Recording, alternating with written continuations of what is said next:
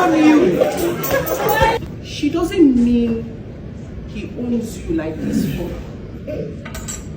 That's not what she means.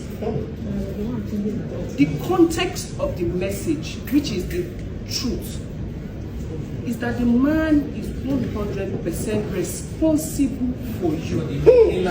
Whether you are good or bad, especially. He chose you, so everything about you is responsible for you.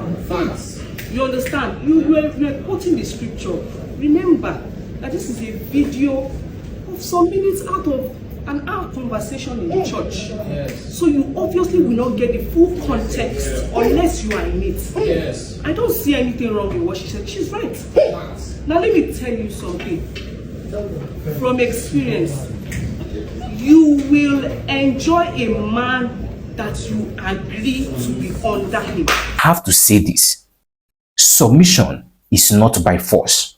After watching the video displayed on the screen, I realized that anytime we talk about submission, a lot of women get agitated and a lot of men get excited.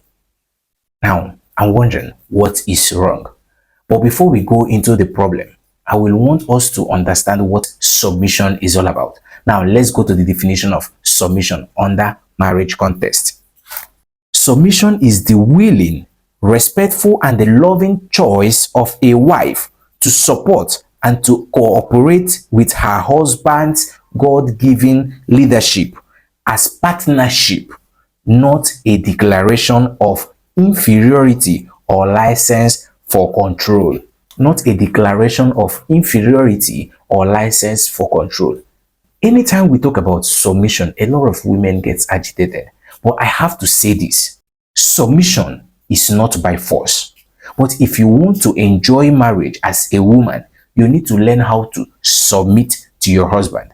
And as a husband, as the man of the house, if you want to enjoy marriage too, you need to learn how to love your wife as Christ loves the church, that he gave his life for them. Now I've realized that a lot of women, they get agitated because most times when they submit unto these men, these people use it as a license for control. They now talk to the women anyhow. They treat them unfairly. As men, we have weaponized this submission. That is why a lot of women are being resistive to this word submission. Not that they don't want to submit, but because of the outcome. If they submit, what you people are using the submission to do. Not that they don't want to submit. A lot of men, they will be shouting, my wife doesn't want to submit. Well, he doesn't want to submit. I have a question for you. The wife that is not submitting under your leadership, is that how she had been before you married her? If yes, that is your fault. That is your problem. You saw the red signboard and you went for it. But if no, it is also your problem. What went down? What you must have done something to make her to become resistive of your leadership. Remember, this is a partnership. For you to partner with somebody, it means that you people have an agreement to build something together. Now, that the other person is under your leadership does not mean that the person is inferior. It does not mean that the person doesn't have value. So a lot of men have weaponized this word submission, and that is why a lot of women are becoming more resistive to the word submission. But I want to tell you, before you marry somebody, learn how to say yes to somebody whom you can submit to. And that is why I have always advised ladies to go for somebody that is kind. A kind person will never mistreat you. A kind person will never maltreat you. A kind person will love you. A kind person will treat you right.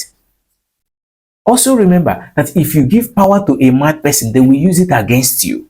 So ladies or women, you people have the right to accept who is proposing to you, or you decline. And as men, you people should learn how to love your wife as Christ loves the church. Because when you love something, you cannot harm that thing. If you love yourself, if you love your body, you will not harm your body. A lot of us, there are words that we use on our partner that is derogatory, that is demeaning, that is unfair. It is not good. The guy in this video, I might take it lightly or I am taking it as a joke. They say they own you. You don't own her like as a property. No, you don't. In as much as you are responsible for her, it does not mean that you own her as a property or as a commodity. We all are humans. So we need to learn how to talk to our partner. Most of us, we don't know how to talk to them. We just talk anyhow. And another thing is that you that wants to lead somebody, have you led yourself? You that want somebody to submit under your leadership, what is your leadership all about? Is it the leadership for Balablo, Bulaba, Blue Blue? Is it that leadership that you want them to submit under? No. Work on yourself. We the men, we need to stand up and work on ourselves. A lot of women are being resistive of our leadership because they have seen that we have nothing to offer. Now, to my dear sisters, our dear and our loving wives and our loving women, please, like I said earlier on, if you want to enjoy marriage, please learn how to submit to your husband.